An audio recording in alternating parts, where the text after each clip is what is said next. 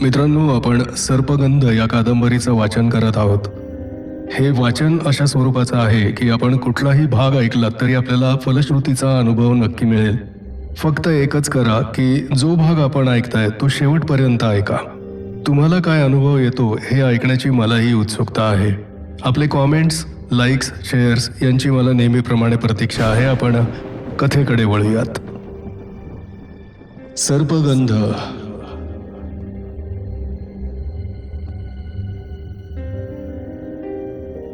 सकाळी 10 वाजताच मी ऑफिसमध्ये आलो. काल दिनकरनं सांगितलेल्या हकीकतीवर मला स्पेशल रिपोर्ट तयार करायचा होता. एकीकडे माझं मन ॲस्ट्रेच्या प्रकरणापासून पद्मनाभ आणि उर्मिलाला भेटायला आतुर झालं होतं. आयुष्यात प्रथमच एका लहान मुलानं दाखवलेल्या चमत्काराचा मी साक्षीदार झालो होतो. पण त्यात मन गुंतवून ठेवण्यात अर्थ नव्हता, म्हणून मी स्पेशल रिपोर्ट लिहायला सुरुवात केली. 11:30च्या सुमारास संपादक आले. मला लिहिण्यात व्यग्र असलेला पाहून ते उत्साही स्वरात म्हणाले, "वा दातार, पुढच्या आठवड्याचा विषय मिळाला वाटतं." हो, लिहिण्यापूर्वी तुमची परवानगी घेणार होतो, पण तुम्ही येईपर्यंत बरंच लिहून होईल म्हणून लिहायला सुरुवात केली. चालेल ना? मी नम्रतेनं विचारलं. काय दातार, तुम्हाला ठाऊक आहे की तुमच्याच विषयामुळे साप्ताहिक हिट जातं. मी फक्त तुमच्या हाताला हात लावून मम म्हणतो. तरी पण साहेब, आपण संपादक आहात, आपल्या खुर्चीचा मान ठेवलाच पाहिजे. मी पुन्हा नम्रतेनं म्हणालो. बरं, ते जाऊ दे. कोणत्या विषयावर लिहिताय? काल त्या बाईंना भेटायला गेला होता, त्यांच्याकडून काही विषय मिळालाय का? संपादकांनी विचारलं. त्यांच्याकडून विषय मिळेल, पण त्याला वेळ लागेल. मग हा कुठला विषय लिहिताय? इंटरनॅशनल एअरपोर्टवर फ्लाईंग किचनचे कॉन्ट्रॅक्टर फ्लाईंग किचनच्या गाड्यांतून कसं स्मगलिंग करतात त्याची मोडस ऑपरेंडी मला मिळाली आहे, त्यावर लिहितोय. शिवाय कस्टमवाले स्मगलर्सचा माल कसा एस्कॉर्ट करतात तेही समजलंय. First class. मग या विषयावर कव्हरसाठी फोटो कुठले वापरणार? फोटोग्राफ्स अजून मिळालेले नाही आहेत, आणि या विषयावरचे फोटोग्राफ्स मिळणार तरी कसे? स्मगलिंग करताना कोण फोटो काढू देईल? तेही खरंच आहे म्हणा. संपादक हसून म्हणाले. याच वेळी माझ्या डोक्यात कव्हरसाठी एक कल्पना आली. मी माझ्या टेबलचा एक ड्रॉवर उघडून एक ट्रान्सपरन्सी संपादकांच्या हातात देत म्हटलं, ही एका हिंदी चित्रपटातल्या दृश्याची ट्रान्सपरन्सी आहे. वरळी सी फेसवर एका लॉन्चमधून माल उतरतोय. विलनची माणसं मालाच्या पेट्या डोक्यावर घेऊन चालले आहेत. त्यातले काही जण मालाच्या पेट्या समुद्रात फेकतात. पोलिसांची फलटण स्मगलर्सच्या माणसांवर बंदुका रोखून उभी आहे. मला वाटतं आपल्या विषयाला ही ट्रान्सपरन्सी फिट बसेल. या ट्रान्सपरन्सी खाली आपण स्पेशल रिपोर्टसाठी हेडिंग देऊया, कस्टमवाले स्मगलर्सचे मदतनीस. वाह दातार, तुम्ही एकदम फॉर्ममध्ये आहात. हीच ट्रान्सपरन्सी आपण कव्हरवर वापरू. संपादक खुशीत म्हणाले. आणि साहेब, या ट्रान्सपरन्सीवरून एक निगेटिव्ह काढू आणि त्या निगेटिव्हवरून एक ब्लॅक अँड व्हाईट प्रिंटही काढून घेऊ. कशाला? आतल्या पानासाठी ब्लॅक अँड व्हाईट प्रिंट लागेलच ना? अरे हो, बरी आठवण केली. एक ब्लॅक अँड व्हाईट प्रिंटही मारून घेऊ. असं म्हणून थोडा वेळ मी दिलेली ट्रान्सपरन्सी खिडकीतून येणाऱ्या उन्हाच्या कवडशा समोर धरून संपादक पाहत राहिले. मग स्वतःशीच पुटपुटले, ओके, नो प्रॉब्लेम. आणि मग माझ्याकडे कौतुकानं पाहत म्हणाले, तुम्ही लिहा. होय साहेब. आणि मी पुन्हा लिहायला सुरुवात केली.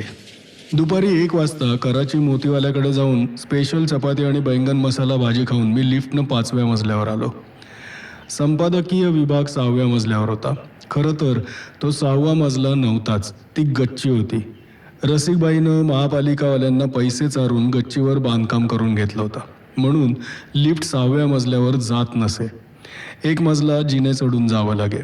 मजला चढताना समोरच शांतीबाईचं टेबल होतं. संपादकीय खात्यातल्या शिपायापासून ते संपादकांपर्यंत कोण किती वेळा खाली उतरतो यावर शांतीबाई लक्ष ठेवत असे आणि त्याप्रमाणे रसिकबाईला रिपोर्टिंग करत असे. मग रसिकबाई त्यावरून आपल्याशी निष्ठावान कोण आहे वा नाही हे ठरवत असे. सुरुवातीला तर शांतीबाई खाली जाणाऱ्या प्रत्येकाला कशासाठी खाली जाता असं विचारत असे.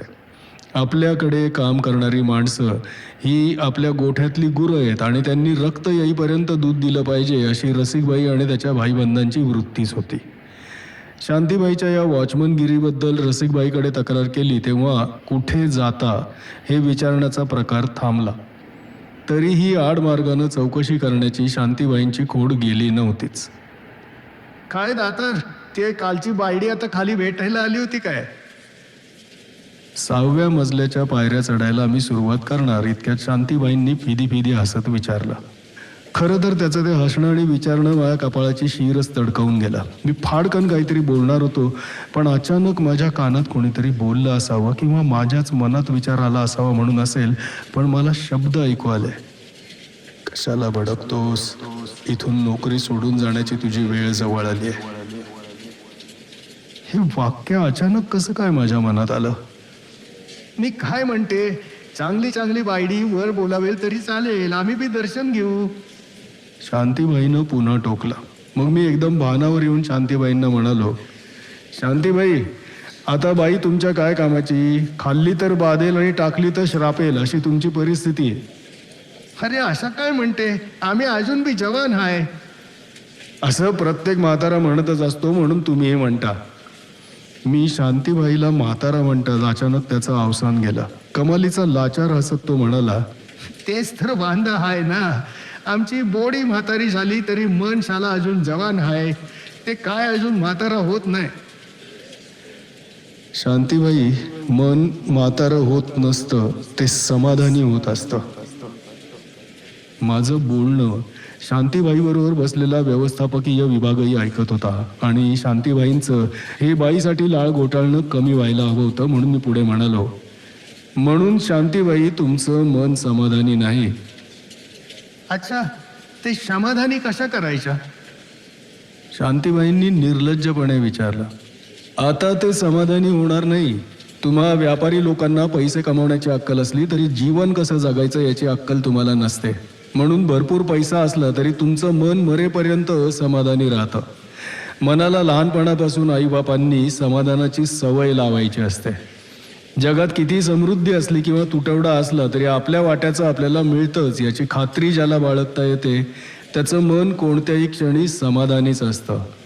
पाण्याची तहान लागली असताना ते गटागटा प्यायलं तर उलट आणखीन तहान लागते, पण त्याऐवजी पाण्याचा एक एक घोट शांतपणे प्याला म्हणजे जीवनातला एक एक अनुभव पूर्ण अवधानानं भोगला की मन समाधानी होत असतं. तुम्ही तुमच्या पत्नीशी शृंगार करत असताना सुद्धा धंद्याची चिंता करता. शृंगाराचा अनुभव तुम्ही पूर्ण अवधानानं घेत नाही म्हणून मन समाधानी होत नाही. आणि तुमची बॉडी म्हातारी झाली तरी तुमचं मन जवान असल्याचा भास तुम्हाला होतो. हे शेवटचं वाक्य नाट्यमय रीतीनं बोलून मी 6व्या मजल्याच्या पायऱ्या तरातरा चढू लागलो. मला माहीत होतं माझ्या मागे शांतीबाई आणि त्याचा स्टाफ आ वासून बघत राहिला असणार. मी वर आलो आणि इथून नोकरी सोडून जाण्याची तुझी वेळ आली आहे हे वाक्य माझ्या डोक्यात पुन्हा घोळू लागलं. शांतीबाईंशी बोलताना हे वाक्य मनात आल्यामुळेच मी त्यांच्याशी बिनधास्तपणे बोलू शकलो होतो. पण हे वाक्य माझ्या मनात का आलं? का कोणीतरी माझ्याशी बोललं होतं? कोण बोललं असेल? पद्मनाभ. मी स्वतःशीच दचकलो. माझ्या चेहऱ्यावरचे बदललेले भाव तर कोणी पाहिले नाहीत ना याची खात्री करून घेण्यासाठी मी तिरक्या नजरेनं आसपास पाहिलं. प्रत्येक जण आपापल्या कामात दंग होता. मी उरलेला स्पेशल रिपोर्ट पुन्हा लिहू लागलो तरी एकीकडे माझं मन पद्मनाभला भेटण्यासाठी कमालीचं उत्सुक झालं होतं. उर्मिलेकडून त्याचा सगळा इतिहास भूगोल ऐकण्याची उत्कंठा वाढली होती. 5:30 वाजेपर्यंत माझा स्पेशल रिपोर्ट लिहून झाला. स्पेशल रिपोर्टच्या कॉप्या मी संपादकांच्या टेबलवर ठेवत म्हणालो, साहेब रिपोर्ट लिहून झालाय. संपादकांनी कॉप्या चाळल्यासारख्या केल्या. बेल वाजवली आणि शिपायाच्या हातात कॉप्या देत म्हणाले, कंपोजला देऊन ये. उद्या दुपारपर्यंत मॅटर कंपोज करून हवाय असं सांग. शिपाई कॉप्या घेऊन गेला. संपादकांनी स्पेशल रिपोर्ट वाचलाही नव्हता. त्यांना माझा रिपोर्ट वाचून बघण्याची गरजही वाटत नसे तेवढा त्यांचा माझ्यावर विश्वास होता. मी त्यांना म्हणालो, साहेब मी जाऊ आता? का हो, काही विशेष? आज आपण सगळ्यांनी एक्सेलसियरला द एंटिटी बघायला जाऊया असं मी म्हणणार होतो. तुमची कुठं अपॉइंटमेंट आहे का? संपादकांनी विचारलं. हो, काल ज्या बाईंना भेटायला गेलो होतो त्यांनाच आज परत भेटायला जायचं आहे. अरे हो, कालच्या विषयाचं काय झालं ते बोलायचंच राहिलं. त्या बाईंना पद्मनाभ नावाचा 8 वर्षांचा मुलगा आहे. त्याच्या रक्तातला के फॅक्टर लूज आहे. म्हणजे त्याच्या शरीराला जखम झाली की रक्त वाहतच राहतं, ते थांबत नाही. त्याला सारखं रक्त द्यावं लागतं. बाई मुलाला घेऊन अमेरिकेतही जाऊन आल्या पण मुलाच्या रोगावर उपचारच मिळाला नाही. आता बाईंना आनंद स्वामींकडे घेऊन जायचं आहे. त्यासाठी त्या मला भेटायला आल्यात. आज आम्ही आनंद स्वामींची अपॉइंटमेंट घेणार आहोत, म्हणून मी जाणार आहे. म्हणजे तुम्ही आमच्याबरोबर द एंटिटी बघायला येणार नाही तर? संपादकांनी विचारलं. तुम्हीच सांगा कसा येऊ? मी माझा नाईलाज व्यक्त केला. खरं तर संपादक आणि त्यांच्या मेहुणपुऱ्यांबरोबर ते मला कधीच कुठल्या कार्यक्रमाला नेत नसत. कारण ते जसे एकमेकांची पाठ खाजवत तशी मला कोणाची पाठ खाजवता येत नसे. म्हणून मला बरोबर नेणं त्यांना परवडत नसे. पण तसं स्पष्ट न सांगता प्रत्येक वेळी मी येणार का असं ते जुजबी विचारत, तेही अगदी आयत्या वेळी. परिणामी मला त्यांना मी येत नाही असंच सांगावं लागत असे. त्यांचीही तशीच अपेक्षा असे. त्यामुळे त्यांना मला न विचारल्याचं दुःख होत नसे आणि मला नाही म्हणण्याचं दुःख होत नसे. मग मी निघू? मी म्हणालो. ठीक आहे, निघा मग. संपादकांनी संमती दिली. मी पडत्या फळाची आज्ञा घेऊन ताबडतोब ऑफिस बाहेर पडलो. उर्मिलाकडे 7 वाजेपर्यंत जायचं होतं आणि नेहमीप्रमाणे मला प्रचंड भूक लागलेली होती. म्हणून खाली उतरल्यावर गोगा स्ट्रीटवरच्या कॅफे बहारमध्ये गेलो. पीस पुलाव आणि फ्राईड मसाला पापडची ऑर्डर दिली. हा पुलाव खूपच थोडा येत असे, पण त्यामुळे हेवी वाटत नसे. पुलाव खाऊन येईपर्यंत 6:15 वाजले. एक सिगारेटचं पाकिट घेतलं आणि सिगारेट पेटवून दुतर्फा असलेल्या केरळी लोकांच्या गाड्यांवरील इम्पोर्टेड वस्तू पाहत पाहत चालायला सुरुवात केली. त्या वस्तूत रिमोटवर चालणारी इम्पालाची छोटी प्रतिकृती होती. ही गाडी घेण्याची माझी बऱ्याच दिवसांची इच्छा होती. सहज म्हणून त्या केरळीयन फेरीवाल्याला विचारलं, ये गाडी कितने की है? 700 रुपये की, लेनी है? त्या केरळीयननं लेनी हे अशा स्वरात विचारलं की तुझी काय लायकी आहे 700 रुपयांची गाडी घेण्याची? मी तोंडात मारल्यासारखा चेहरा करून पुढे चालायला लागलो. 700 रुपये खिशात असले तरी केवळ हौसेपोटी ते घालवण्याची माझी काही तयारी नव्हती. मग सिगारेटचे झुरके घेत मी रिगल सिनेमाच्या दिशेनं चालायला सुरुवात केली. ऑफिसेस सुटल्यामुळे फाउंटनच्या चौकातनं चर्चगेटच्या दिशेनं माणसांचा ओहोळ वाहायला सुरुवात झाली होती. गंमत अशी की एवढ्या घाईगर्दीतही तंग पंजाबी ड्रेस घातलेल्या एका तरुणीच्या गळ्यात हात घालून एक छपरी तरुण चालत होता. घाईनं चालण्याचा फायदा घेऊन तिच्या खांद्यावरचा आपला हात थोडा अधिक खाली घसरवून तिच्या उरोजांपर्यंत आपली बोटं नेण्याचा तो केविलवाणा प्रयत्न करत होता. कदाचित तिला भेटण्याचा एवढा चान्स त्याला मिळणार असेल म्हणून तो घायकुतीला आला असावा. त्याही परिस्थितीत मला त्याचं हसू आलं. माणसांचा लोंढा गेल्यावर मी पुन्हा चालायला सुरुवात केली. 6:45च्या सुमारास मी मॅजेस्टिकमधल्या 360 नंबरच्या रूमपाशी येऊन उभा राहिलो. बेल वाजवली. माझी वाटच पाहत असल्यासारखं उर्मिलानं ताबडतोब दार उघडलं. 15 मिनिटं लवकर आलात, उर्मिलानं मिश्किल नजरेनं पाहत म्हटलं. अरे हो, माझ्या लक्षातच नाही आलं, असं म्हणून मी नाटकीपणे वळलो. पण त्यामुळे उर्मिला एकदम सटपटली. तिनं माझा हात पकडून मला थांबवलं आणि शरमल्या स्वरात म्हणाली, असं काय करता? तुम्ही सतत बिझी असता म्हणून 15 मिनिटं लवकर कसे आलात या आश्चर्यानं मी तसं विचारलं. उर्मिलाचा कंठ दाटून आला होता. डोळ्याच्या पापण्याही ओलावल्या होत्या. मला बायकांचं नेहमी आश्चर्य वाटतं की इतक्या झटकन त्या डोळ्यात पाणी कसं आणू शकतात. आणि त्याहीपेक्षा आश्चर्य असं की उर्मिलाच्या डोळ्यात पाणी बघून क्षणभर माझंही हृदय गलबललं. प्रतिक्षिप्त क्रिया म्हणून मी उर्मिलाचा खांदा थोपटला. तिच्या उबदार आणि मुलायम स्पर्शानं माझाही हात थरथरला. मी तिला म्हणालो, मी ही चेष्टा म्हणूनच परत जात होतो, खरा थोडाच जाणार होतो. कमाल आहे तुमची. माझा हात अजून उर्मिलाच्या खांद्यावरच होता. त्याकडे गोरीमुरी होऊन पाहत ती म्हणाली. माझ्या ते लक्षात आलं. मी खुर्चीवर बसत असताना ती पुढे म्हणाली, तुम्ही लवकर आल्याच्या आनंदात मी भान विसरले आणि भलतंच काहीतरी बोलून गेले. ते जाऊ दे आता. तुम्ही लवकर तयार व्हा, आपण निघू. पद्मनाभविषयी मलाही तुमच्याशी बोलायचं आहे. पद्मनाभ जागा होता. माझ्याकडेच पाहून त्याचं ठेवणीतलं स्मित करत होता. काल मला पद्मनाभविषयी विचित्र अनामिक भीती वाटत होती. कदाचित उर्मिला आपल्या जवळ आली हा भास त्याला कारणीभूत असेल. मीही पद्मनाभकडे पाहून हसलो. ॲस्ट्रे फुटलेला मिळाला असेल, उर्मिला सहज बोलून गेले. हो, आणि आणखीही काही आहे. मी त्याचं नेहमीचंच आहे असं म्हणून उर्मिला कपडे बदलायला निघून गेले. मी पद्मनाभ जवळ आलो, त्याच्या शेजारी पलंगाच्या टोकाशी बसलो आणि त्याच्याविषयी माझ्या मनात माया उफाळून आली.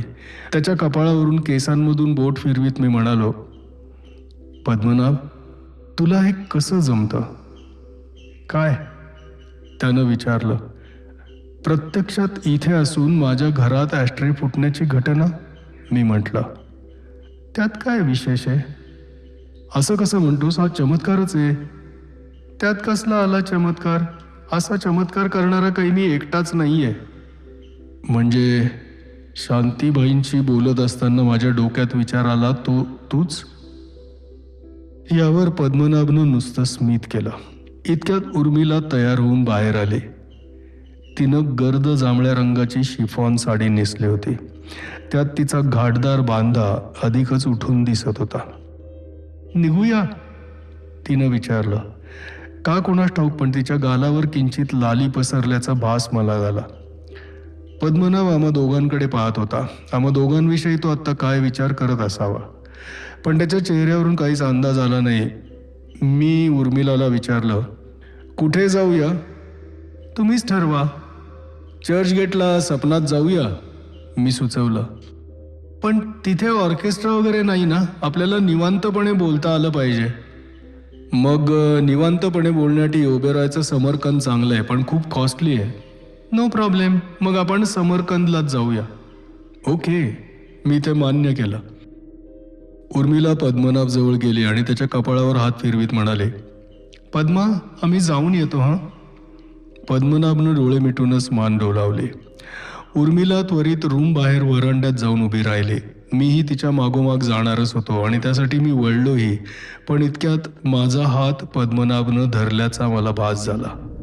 खरं तर हे घडणं अशक्य होतं. एकतर पद्मनाभला अति अशक्तपणामुळे हातपाय धड हलवता सुद्धा येत नव्हते. अंगावरचं पांघरूणही दूर करण्याची ताकद त्याच्या हातांमध्ये नव्हती. अशा परिस्थितीत तो माझा हात पकडणं कसं शक्य होतं? मी दचकूनच त्याच्याकडे पाहिलं. त्याबरोबर त्यानं डोळे उघडले आणि तो तसाच संथ स्वरात म्हणाला, काका, मी फक्त तुम्हाला क्षणभर थांबवण्यासाठी तीव्र इच्छा केली होती, पण मला तर तू माझा चक्क हात धरल्याचं जाणवलं, मी आश्चर्यानं म्हणालो.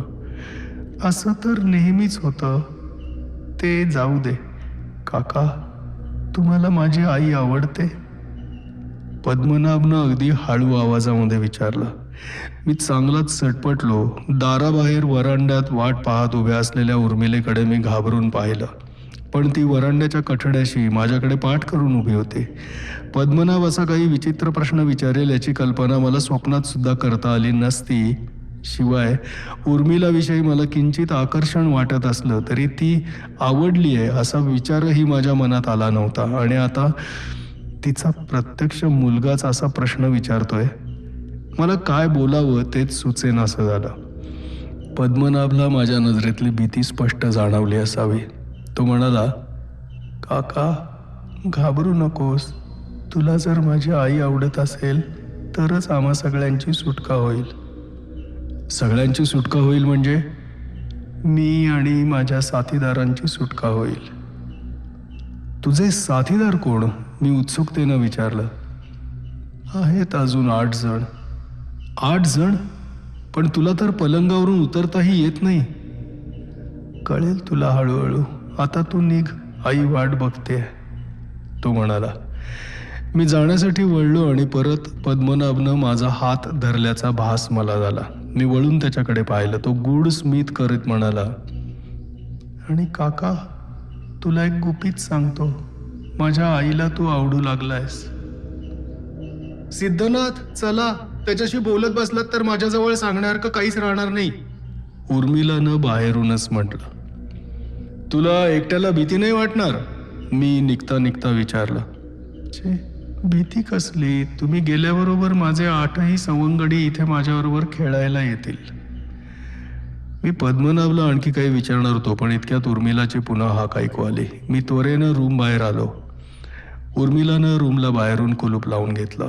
ती म्हणाली, चला, कितीतरी महिन्यांनी निवांत गप्पा मारायला मिळतील मला. पद्मनाभशी बोलायला मिळतच नाही, कारण आपल्याला काय बोलायचं आहे ते त्याला आधीच कळलेलं असतं. फार आडमुठ्या माणसाशी बोलायचा जसा कंटाळा येतो तसं मनकवड्याशीही बोलता येत नाही. आम्ही दोघंही मॅजेस्टिकचा जिना उतरू लागलो.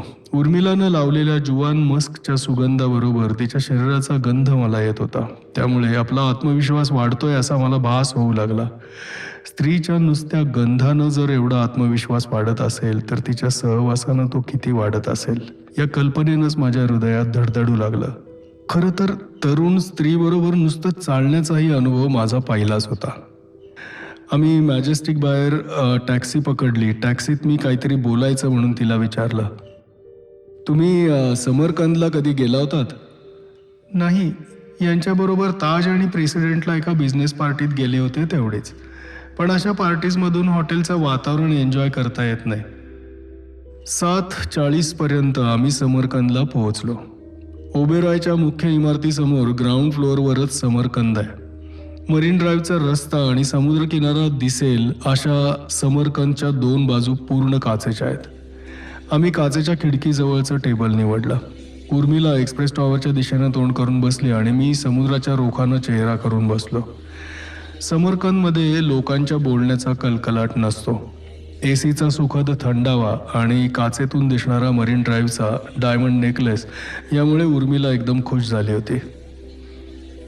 आवडलं, छान वातावरण आहे इथलं, उर्मिला चेहरा प्रफुल्लित करून म्हणाली. मी फक्त हसून तिच्या म्हणण्याला प्रतिसाद दिला. काय मागवूया, तुम्ही ड्रिंक घ्याल? उर्मिलाने विचारलं. नको. नको म्हणजे? तुम्ही ड्रिंक घेतलं तर मीही घेईन. इथलं वातावरणच ड्रिंक घेण्यासारखं आहे. पण मी कुठलं ड्रिंक घ्यायचं ते तुम्ही ठरवायचं. उर्मिला ड्रिंक घेणार म्हटल्यावर मला एकदम मोकळं मोकळं वाटू लागलं. मी तिला विचारलं, तुम्ही यापूर्वी ड्रिंक घेतलंय? छे, नवऱ्याबरोबर पार्टीला गेली असताना कोणाच्या तरी आग्रहाखातर एखादा सीप घेतला असेल तेवढाच. पण आज मला खरोखरच ड्रिंक घेऊन बघायचंय. इतक्या वर्षांचा तणाव थोडा साईलावला तर मला हवा आहे. पण माझी एक अट आहे. अट? कोणती? ड्रिंकमुळे मला जर त्रास झाला तर तुम्ही मला मॅजेस्टिकला रूमपर्यंत सोडायचं. नो प्रॉब्लेम, अगदी रूमपर्यंत सोडेन तुम्हाला. म्हणत असाल तर थोपटून निजवेन सुद्धा. असं मी म्हणून गेलो खरा, पण उर्मिला रागवेल की काय या भीतीनं माझी छाती धडधडू लागली. पण उर्मिला रागवली नाही. मला हायसं वाटलं. तिच्या नजरेत क्षणभर चक्क मिश्किल भाव तरळले. पण प्रत्यक्षात मात्र ती म्हणाली, एवढी काही वेळ येणार नाही हो. वेटर भलं मोठं मेनू कार्ड ठेवून गेला.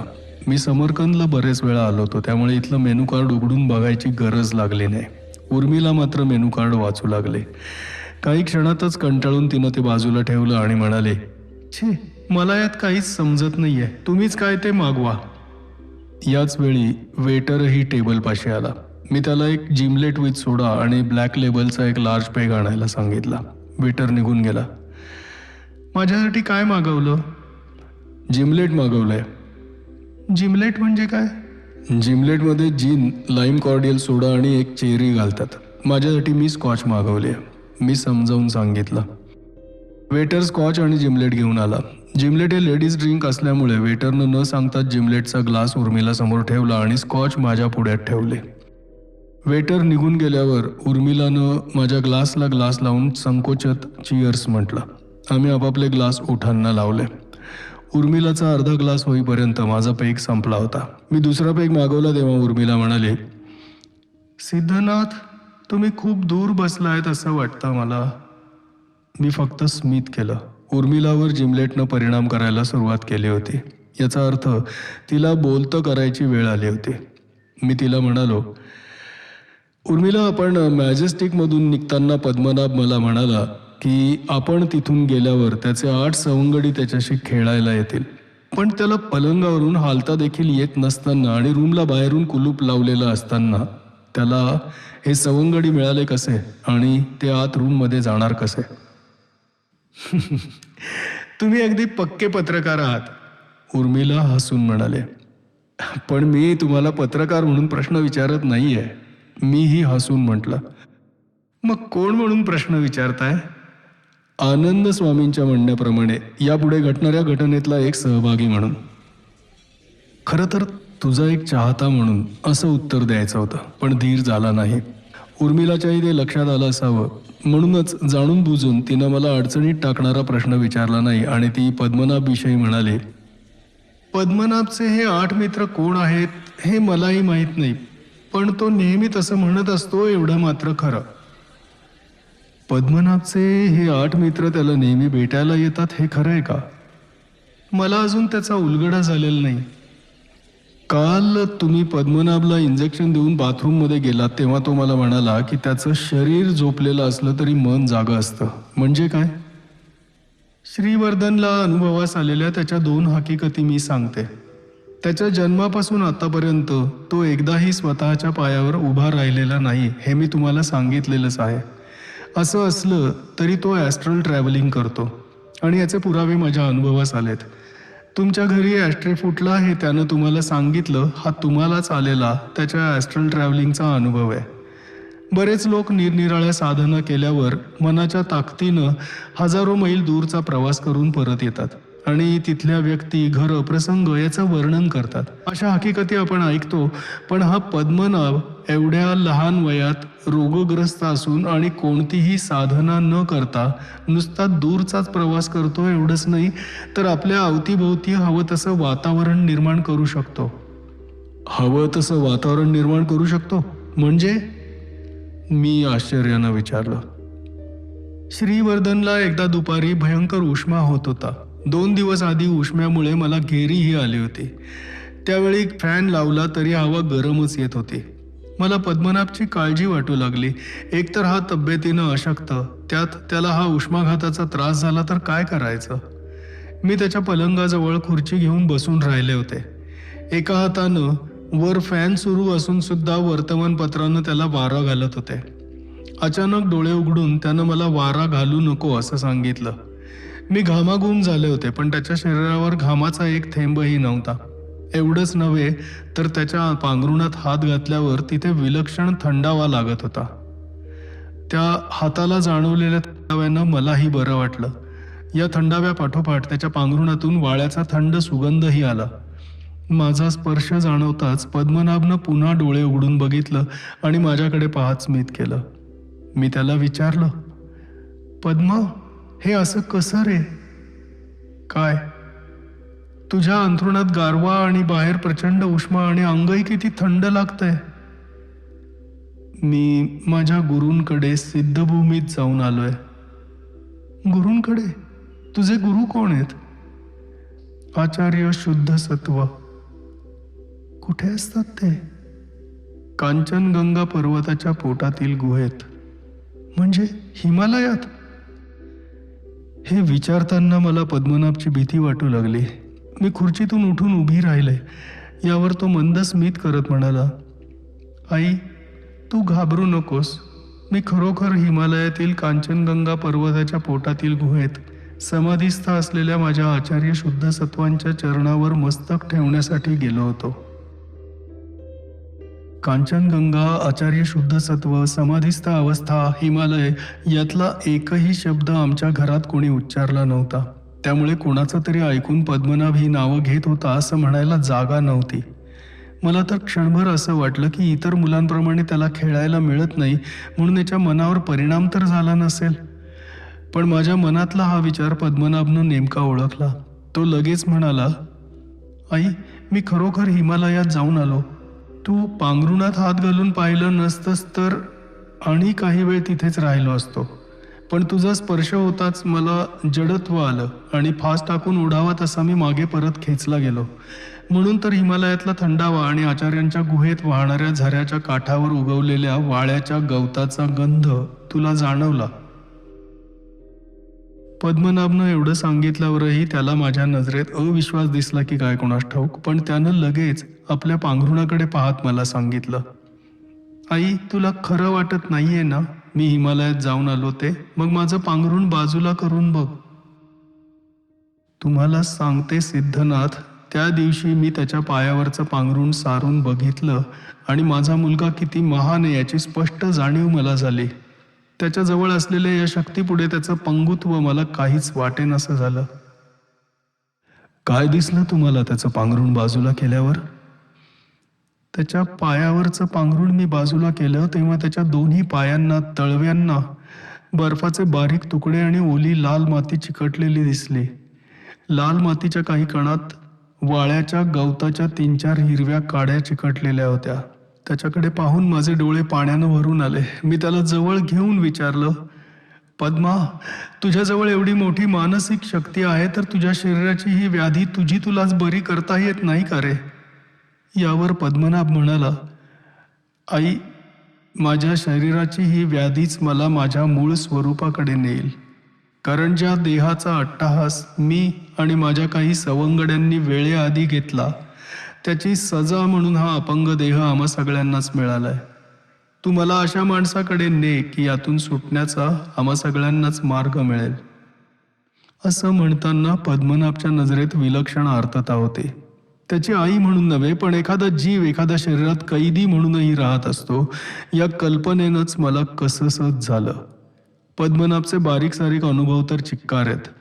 श्रीवर्धनमध्ये आमचा पेट्रोल पंप आहे. एकदा रात्री 11 वाजता अचानक पद्मनाभनं मला हाक मारली आणि म्हणाला, आई, 3 दाढीवाले, एकाच्या हातात चाकू, एकाच्या हातात रबराचा दंडुका आणि एकाच्या हातात सायकलची चेन, असे 3 जण पेट्रोल पंपावरचा गल्ला लुटण्यासाठी अर्ध्या तासात तिकडे जाणार आहेत. चौकर पाखाडीच्या जुन्या वाड्यात बसून हे 3 आता दारू पितायत आणि 5च मिनिटात ते तिथून उठतील, पेट्रोल पंपावर जातील. बाबाही पेट्रोल पंपावरच आहेत, पण त्यांना भेटायला एक बाई आली आहे. तिची गाडी बाहेर उभी आहे. बाबा तिच्या हातावर टाळी देत आहेत. हे 3 जर पेट्रोल पंपावर पोहोचले तर ते बाबांवर हल्ला करतील. बाबांच्या उजव्या खांद्यावर वार होईल. झटापटीत हातावर टाळी देणाऱ्या बाईच्या डोक्यावर रबरी दंडुक्याचा वार होऊन ती मरण्याची शक्यता आहे. तू ताबडतोब पोलिसांना फोन कर. पद्मनाभनं सांगितल्याप्रमाणे मी पोलिसांना ताबडतोब फोन केला. पेट्रोल पंपावर गुंड आलेत असंच सांगितलं. येणार आहेत असं सांगितलं असतं तर पोलीस मलाच हसले असते. पोलिसांना फोन करून मीही लगेच माझ्या स्कूटरनं पेट्रोल पंपावर गेले. पद्मनाभनं सांगितलेली अर्ध्या तासाची वेळ अजून पूर्ण झाली नव्हती. 7-8 मिनिटं शिल्लक होती. मी स्कूटर पेट्रोल पंपाच्या आवारात न नेता बाहेर रस्त्यावरच एका झाडाखाली उभी केली. पेट्रोल पंपाच्या एका बाजूला 7 फूट उंचीची दगडाची भिंत आहे. बाकी 3 बाजू मोकळ्याच आहेत. भिंतीच्या कडेनं एका सरळ रेषेत मुद्दाम लावलेली अशोकाची 10-12 उंच झाडं आहेत. त्या झाडांच्या सावलीमुळे पेट्रोल पंपाच्या मागच्या दारापर्यंत काळोखाचा पट्टा तयार होतो. त्या काळोखाच्या पट्ट्यातून झाडांच्या कडेनं मी हळूहळू चालू लागले. पेट्रोल पंपाचं ऑफिस समोरच्या बाजूनं पूर्ण काचेचं आहे. आतून काचेला एक पडदा आहे. यावेळी हा पडदा पूर्ण बंद केलेला दिसला, त्यामुळे आतलं काही दिसत नव्हतं. बाहेर एक पांढरी फियाट कार दिसत होती. मी पेट्रोल पंपाच्या मागील दारी आले. दाराला हात लावला. दार नुसतं लोटलेलं होतं. हात लावताच ते उघडलं. एवढ्यात आतून बाईच्या हसण्याचा आवाज आला. मी स्वतःशी केवढ्यांदा तरी दचकले. मधलं दार किलकिलं करून पाहिलं आणि माझ्या पायाखालची जमीनच सरकली. माझ्या पतीच्या पुढ्यात एक उंच पुरी गुबगुबीत बाई वाकली होती आणि माझे पती तिच्या ब्लाऊजची बटणं काढत होते. सिद्धनाथ, त्याच क्षणी माझे पती आणि माझ्यात असलेला ऋणानुबंधाचा शेवटचा क्षीण धागा तुटला. आता माझ्या पतीचा व्यभिचार पाहत असतानाच रस्त्यावर एक मोटरसायकल येऊन उभी राहिल्याचा आवाज मी ऐकला. माझ्या पतींनीही तो ऐकला. त्या बाईनं आपल्या ब्लाऊजची बटणं पटापट लावली. माझे पतीही खुर्चीतून उठले. त्यांनी केबिनचा पडदा बाजूला सारून बाहेर पाहिलं. मलाही बाहेरचं दिसलं. एकाच मोटरसायकलवरून 3 दाढीवाले उतरत होते. एकाच्या हातात रबरी दंडुका, दुसऱ्याच्या हातात चकाकणारा सुरा आणि तिसऱ्याच्या हातात चेन होती. 3ही ओरडत किंचाळत केबिनच्या दिशेनं धावत येत होते. एकानं केबिनच्या काचेवर रबरी दंडुका मारला. काच खळकन फुटली. माझे पती घाबरून आणि त्या बाईलाही तिथेच सोडून मागच्या दारानं पळण्यासाठी वळले. इतक्यात पोलिसांची जीपही मोटरसायकलच्या मागे येऊन उभी राहिली. जीपचा आवाज ऐकताच माझे पतीही मागच्या दारानं पळायचं सोडून पुन्हा उलटे फिरले. पोलिसांना यायला क्षणाचा उशीर झाला असता तर मागच्या दारामागे मी उभी हे माझ्या पतींना कळलं असतं आणि तिथेच आमचे संबंध संपले असते. उर्मिला एकाएकी बोलायची थांबली आणि माझ्याकडे एकटक पाहू लागले. क्षणार्धात तिचे डोळे पाणावले. तिचा कंठ सारखा वर खाली होत होता. तिला आणखी काहीतरी मला सांगायचं होतं, पण शब्द फुटत नव्हते. तिची घुसमटलेली अवस्था पाहून मीही भावनेच्या ओघात वाहिलो. तिचा टेबलवर असलेला मुलायम गुलाबी हात मी हातात घेतला. तिच्या हातावरची सोनेरी लव सर्रकन उभी राहिले, पण तिनं माझ्या हातातला आपला हात काढून घेतला नाही. मग मी माझा हात तिच्या दुसऱ्या हातावर ठेवून तिचा हात कुरवाळू लागलो. आणि मग मनाचा हिया करून ती म्हणाली, सिद्धनाथ, तुम्ही मला इतक्या उशिरा का भेटलात? मी तिचा प्रश्न ऐकून स्तंभित झालो. इतक्या लवकर हा प्रश्न तिच्याकडून येईल असं मला वाटलं नव्हतं, म्हणूनच त्याचं उत्तर मला क्षणभर सुचलंच नाही. पण लगेच माझ्या लक्षात आलं की काही प्रश्नातच त्यांची उत्तरं असतात. उशिरा भेटलो यात उर्मिलानं नकळत आमच्या भेटण्यालाच मान्यता दिली होती. इतक्यात उर्मिलानं माझ्या हातातून आपला हात काढून घेतला. वेटर आमच्या जवळ येऊन उभा राहिला होता. आम्हा दोघांचेही ग्लास रिकामे होते. मी उर्मिलाकडे पाहिलं. ती माझ्या नजरेला नजर देत नव्हती. खिडकीच्या काचेतून मरीन ड्राईव्हच्या दिव्यांच्या माळेकडे पाहत राहिली. मी तिला विचारणार होतो की आणखी एक ड्रिंक घेऊया का, पण मी तिला विचारलं नाही. तिचा मूड मला डिस्टर्ब करायचा नव्हता. मी खुणेनंच वेटरला ड्रिंक रिपीट करायला सांगितलं. वेटर निघून गेला. मी समुद्रात दूरवर उभ्या असलेल्या बोटींच्या माळेकडे आणि बोटींवरील दिव्यात चमकणाऱ्या समुद्राच्या अथांग पाण्याकडे पाहत राहिलो. माझ्या मनात आलं, परदेशातून आलेल्या या बोटींच्या बंद केबिन्समध्ये सुद्धा उर्मिला आणि माझ्यासारख्या नवनवीन ऋणानुबंधाच्या गाठी बांधल्या जात असतील का? माझ्या नकळत मी स्वतःशीच हसलो. मला ठाऊक नव्हतं की उर्मिला माझ्याकडेच बघत होती. मी स्वतःशीच हसलेला पाहून तिनं विचारलं, का हसलात? उगीचच. तरी पण ती मागे समुद्रात बोटींची रांग आहे ती बघ. उर्मिलानं मागे वळून पाहिलं. त्याच वेळी अचानक मला जाणीव झाली की मी तिला एकेरी नावानं संबोधलं होतं. काय आहे त्या बोटीत? उर्मिला, या बोटींच्या केबिन्समधून असेच नवे ऋणानुबंध जुळले जात असतील का याचाच मी विचार करत होतो. कमाल आहे तुझी. उर्मिलानं मलाही एकेरी संबोधलं होतं. मला हायसं वाटलं. ती पुढे म्हणाले, तू पत्रकार व्हायच्याऐवजी लेखक व्हायला हवं होतंस. कुणास ठाऊक, मला तर कवी व्हायचा धोका वाटतोय. मी हसून म्हटलं, काहीतरीच काय असं म्हणून उर्मिला लाजली. पहिल्यापेक्षा आत्ता तिच्या हातात ऊब अधिक होती. ती म्हटली, खायचं नाही का रे काही? मी खूप चांगला स्वयंपाक करते. श्रीवर्धनला येशील तेव्हा कळेलच तुला. खाण्याआधी एक ड्रिंक घेऊया अजून. माझा मूड लागलाय. मी ड्रिंक रिपीट करण्याची ऑर्डर देऊन उर्मिलाला म्हणालो, तू पहिल्या दिवशी ऑफिसला आलीस तेव्हाही असंच म्हणाली होतीस.